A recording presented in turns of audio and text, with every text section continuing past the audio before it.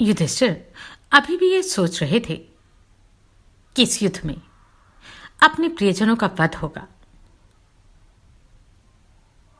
किंतु वह तो होना ही था। जानते हैं आगे क्या हुआ। संपूर्ण महाभारत कथा के उद्योग पर्व के अंतर्गत सैन्य निर्याण पर्व में वैशंपायन जी कहते हैं, जन्मेजय, रात बीतने पर जब सवेरा हुआ तब राजा दुर्योधन ने अपनी 11 अक्षौहिणी सेनाओं का विभाग किया। राजा दुर्योधन ने पैदल, हाथी, रथ और घुड़सवार इन सभी सेनाओं में से उत्तम, मध्यम और निकृष्ट श्रेणियों को पृथक पृथक करके उन्हें यथास्थान नियुक्त कर दिया। वे सब वीर अनुकर्ष अर्थात रथ की मरम्मत के लिए उसके नीचे बंधा हुआ काष्ठ, तरकस, वरुथ अर्थात रथ को ढकने का बाघ आदि का चमड़ा, उपासंग जिन्हें हाथी या घोड़े उठा सके ऐसे तरकस, तोमर, शक्ति, निशंग अर्थात पैदलों द्वारा ले जाए जाने वाले तरकस, रिष्टि एक प्रकार की लोहे की लाठी, ध्वजा, पताका, धनुष्बाण, तरह तरह की रस्सियां, पाश, बिस्तर, कचग्रह, विक्षेप अर्थात बाल पकड़कर गिराने का यंत्र, तेल, गुड़, बालू, विषधर सर्पों के घड़े, राल का चूरा, घंट फलक अर्थात घुंघरुओं वाली ढाल,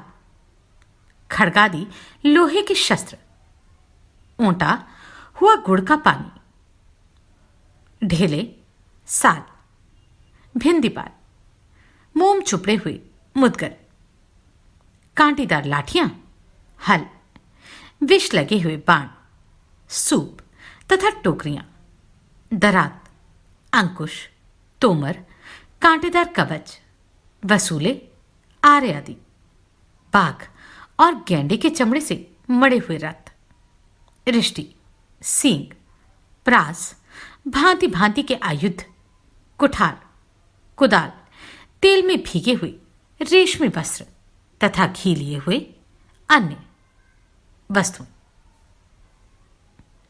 ये सभी सैनिक सोने के जालीदार कवच धारण किए, नाना प्रकार के मणिमय आभूषणों से विभूषित हो, समस्त सेना को ही विचित्र शोभा से संपन्न करते हुए अपने सुंदर शरीर से प्रज्वलित अग्नि के समान प्रकाशित हो रहे थे। इसी प्रकार जो शस्त्र विद्या का निश्चित ज्ञान रखने वाले कुलीन तथा घोड़ों की नस्ल को पहचानने वाले थे, वे कवचधारी शूरवीर ही सारथी के काम पर नियुक्त किए गए थे। उस सेना के रथों में अमंगल निवारण के लिए यंत्र और औषधियां बांधी गई थी। वे रस्सियों से खूब कसे गए थे। उन रथों पर बंधी हुई ध्वजा, पताकाएं फहरा रही थी। उनके ऊपर छोटी छोटी घंटियां बंधी थी और कंगूरे जोड़े गए थे।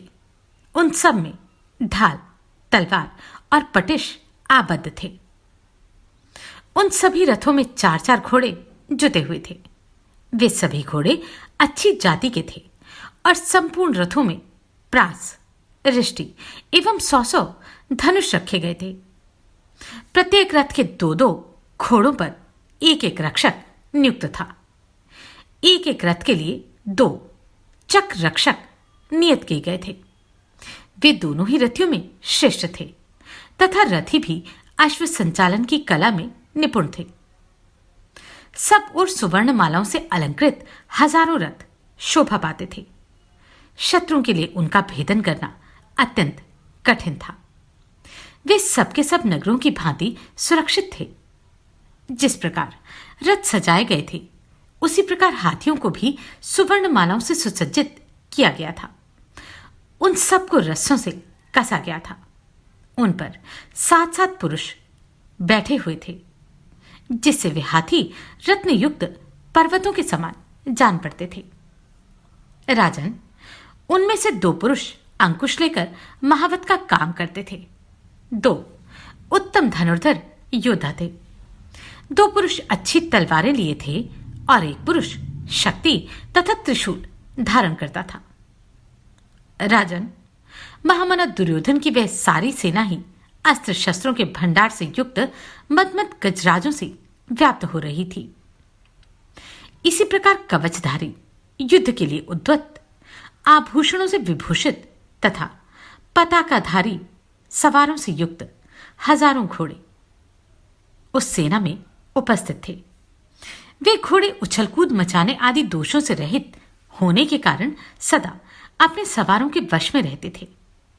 उन्हें अच्छी शिक्षा मिली थी। वे सुनहरे साजों से सुसज्जित थे। उनकी संख्या कई लाख थी। उस सेना में जो पैदल मनुष्य थे वे भी सोने के हारों से अलंकृत थे। उनके रंग रूप, कवच और अस्त्र शस्त्र नाना प्रकार के दिखाई देते थे।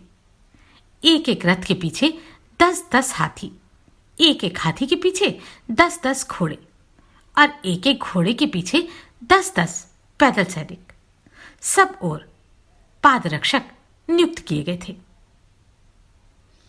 एक एक रथ के पीछे 50-50 हाथी, एक एक हाथी के पीछे 100-100 घोड़े और एक एक घोड़े के साथ 7-7 पैदल सैनिक इस उद्देश्य से संगठित किए गए थे कि वे समूह से बिछड़ी हुई 2 सैनिक टुकड़ियों को परस्पर मिला दें। 500 हाथियों और 500 रथों की एक सेना होती है। 10 सेनाओं की एक पृतना और 10 पृतनाओं की एक वाहिनी होती है। इसके सिवा सेना, वाहिनी, पृतना, ध्वजिनी, चमू, वरुथिनी और अक्षोहिणी, इन पर्यायवाची अर्थात समानार्थक नामों द्वारा भी सेना का वर्णन किया गया है। इस प्रकार बुद्धिमान दुर्योधन ने अपनी सेना को व्यूह रचना पूर्वक संगठित किया था। कुरुक्षेत्र में 11 और 7 मिलाकर 18 अक्षोहिणी सेनाएं एकत्र हुई थी। पांडवों की सेना केवल 7 अक्षोहिणी थी और कौरवों के पक्ष में 11 अक्षोहिणी सेनाएं एकत्र हो गई थी। 55 पैदल की टुकड़ी की पत्ती कहते हैं। 3 पत्तियां मिलकर एक सेनामुख कहलाती हैं। सेनामुख का ही दूसरा नाम गुल्म है। 3 गुल्मों का एक गण होता है। दुर्योधन की सेनाओं में युद्ध करने वाले पैदल योद्धाओं के ऐसे ऐसे गण 10,000 से भी अधिक थे। उस समय वहां महाबाहु राजा दुर्योधन ने अच्छी तरह सोच विचार कर बुद्धिमान एवं शूरवीर पुरुषों के सेनापति बनाया। कृपाचार्य, द्रोणाचार्य और अश्वत्थामा, इन श्रेष्ठ पुरुषों को एवं मद्राज शल्य, सिंधुराज, जयद्रथ, कंबोजराज, सुदक्षिण, कृतवर्मा, कर्ण, भूरिश्रवा, सुबलपुत्र शकुनी तथा महाबली बालिक, इन राजाओं को पहले अपने सामने बुलाकर उन सबको पृथक पृथक एक एक अक्षोहिणी सेना का नायक निश्चित करके विधिपूर्वक उनका अभिषेक किया गया। भारत, दुर्योधन प्रतिदिन और प्रत्येक बेला में उन सेनापतियों का बारंबार विविध प्रकार से प्रत्यक्ष पूजन करता था। उनके जो अनुयायी थे उनको भी उसी प्रकार यथा योग्य स्थानों पर नियुक्त कर दिया गया। वे राजाओं के सैनिक राजा दुर्योधन का प्रिय करने की इच्छा रखकर अपने अपने कार्य में तत्पर हो गए। वैशंपायन जी कहते हैं, जन्मेजय, तदनंतर धृतराष्ट्र पुत्र दुर्योधन समस्त राजाओं के साथ शांतनु नंदन भीष्म के पास जा हाथ जोड़कर इस प्रकार बोला, पितामह, कितनी ही बड़ी सेना क्यों ना हो, किसी योग्य सेनापति के बिना युद्ध में जाकर चींटियों की पंक्ति के समान छिन्न भिन्न हो जाती है। 2 पुरुषों की बुद्धि कभी समान नहीं होती। यदि दोनों ओर योग्य सेनापति हों तो उनका शौर्य एक दूसरे की होड़ में बढ़ता है। महामते, सुना जाता है कि समस्त ब्राह्मणों ने अपनी कुशमयी ध्वजा फहराते हुए पहले कभी अमित तेजस्वी है वंश के क्षत्रियों पर आक्रमण किया था। पितामह, उस समय ब्राह्मणों के साथ वैश्यों और शूद्रों ने भी उन पर धावा किया था। एक ओर तीनों वर्ण के लोग थे और दूसरी ओर चुने हुए श्रेष्ठ क्षत्रिय। तदनंतर जब युद्ध आरंभ हुआ तब तीनों वर्णों के लोग बारंबार पीठ दिखाकर भागने लगे। यद्यपि उनकी सेना अधिक थी तो भी क्षत्रियों ने एकमत होकर उन पर विजय पाई। पितामह, तब उन श्रेष्ठ ब्राह्मणों ने क्षत्रियों से ही पूछा, हमारी पराजय का क्या कारण है? उस समय धर्मज्ञ क्षत्रियों ने उनसे यथार्थ कारण बता दिया। वे बोले, हम लोग एक परम बुद्धिमान पुरुष को सेनापति बनाकर युद्ध में उसी का आदेश सुनते और मानते हैं, परंतु आप सब लोग पृथक पृथक अपनी ही बुद्धि के अधीन हो मनमाना बर्ताव करते हैं। यह सुनकर उन ब्राह्मणों ने एक शूरवीर एवं नीति निपुण ब्राह्मण को सेनापति बनाया और क्षत्रियों पर विजय प्राप्त की। इस प्रकार जो लोग किसी हितैषी, पाप रहित तथा युद्ध कुशल शूरवीर को सेनापति बना लेते हैं, वे संग्राम में शत्रुओं पर अवश्य विजय पाते हैं। आप सदा मेरा हित चाहने वाले तथा नीति में शुक्राचार्य के समान हैं। आपको आपकी इच्छा के बिना कोई मार नहीं सकता। आप सदा धर्म में ही स्थित रहते हैं। अतः हमारे प्रधान सेनापति हो जाइए। जैसे किरणों वाले तेजस्वी पदार्थों के सूर्य, वृक्ष और औषधियों के चंद्रमा, यक्षों के कुबेर, देवताओं के इंद्र, पर्वतों के मेरु, पक्षियों के गरुड़, समस्त देवयोनियों के कार्तिकेय और वसुओं के अग्निदेव अधिपति एवं संरक्षक है, उसी प्रकार आप हमारी समस्त सेनाओं के अधिनायक और संरक्षक हो। इंद्र के द्वारा सुरक्षित देवताओं की भांति आपके संरक्षण में रहकर हम लोग निश्चय ही देवगणों के लिए भी अजय हो जाएंगे। जैसे कार्तिकेय देवताओं के आगे आगे चलते हैं, वैसे ही आप हमारे अगुआ हों। जैसे बछड़े सांड के पीछे चलते हैं, उसी प्रकार हम आपका अनुसरण करेंगे।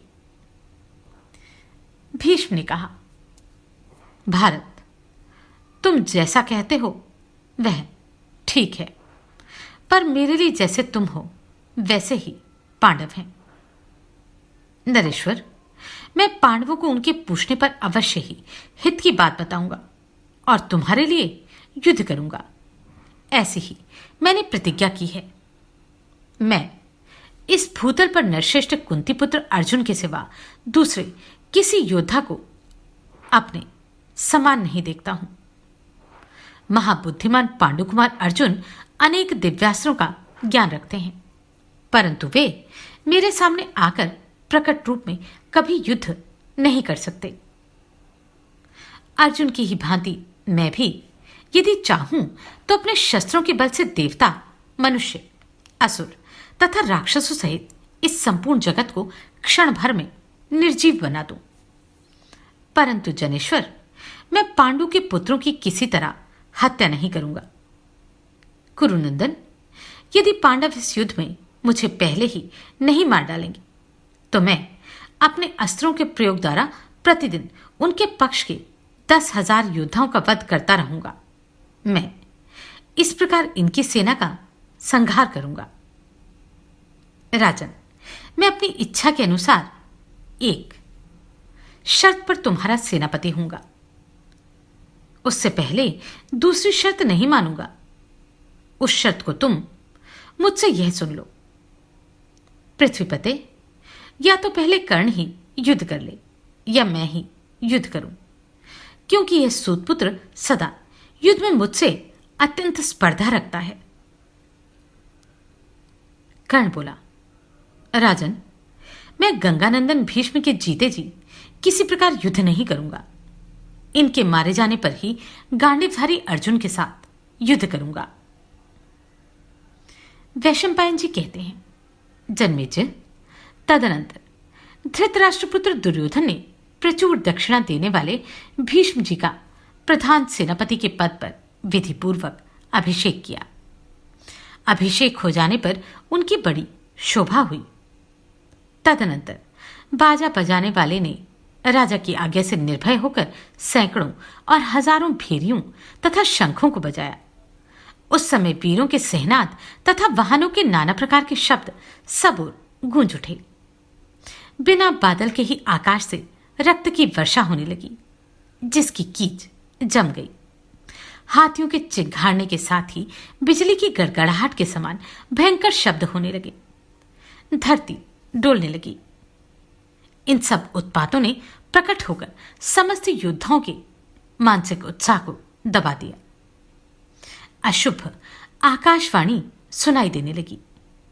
आकाश से उल्काएं गिरने लगी। भय की सूचना देने वाली सियारिनियां जोर जोर से अमंगलजनक शब्द करने लगी। नरेश्वर, राजा दुर्योधन ने जब गंगानंदन भीष्म को सेनापति के पद पर अभिषिक्त किया, उसी समय ये सैकड़ों भयानक उत्पात प्रकट हुए। इस प्रकार शत्रु सेना को पीड़ित करने वाले भीष्म को सेनापति बनाकर दुर्योधन ने श्रेष्ठ ब्राह्मणों से स्वस्ति वाचन कराया और उन्हें गौ तथा सुवर्ण मुद्राओं की भूरी भूरी दक्षिणाएं दी। उस समय ब्राह्मणों ने विजय सूचक आशीर्वादों द्वारा राजा का अभ्युदय मनाया और वह सैनिकों से घिरकर भीष्म जी को आगे करके भाइयों के साथ हस्तिनापुर से बाहर निकला तथा विशाल तंबू शामियानों के साथ कुरुक्षेत्र को गया। जन्मेजय, कर्ण के साथ कुरुक्षेत्र में जाकर दुर्योधन ने एक समतल प्रदेश में शिविर के लिए भूमि को नप पाया। ऊसर रहित मनोहर प्रदेश में जहां घास और ईंधन की बहुतायत थी, दुर्योधन की सेना का शिविर हस्तिनापुर की भांति सुशोभित होने लगा। क्या पांडवों को यह ज्ञात हो सका कि कौरवों के पक्ष से भीष्म प्रधान सेनापति नियुक्त हुए हैं? जानते हैं आगे क्या हुआ अगले अध्याय में। नमस्कार, मैं आभा शर्मा चावास। अगर आपको ये प्रश्न सराहनीय लगे तो आप कंट्रीब्यूट कर सकते हैं।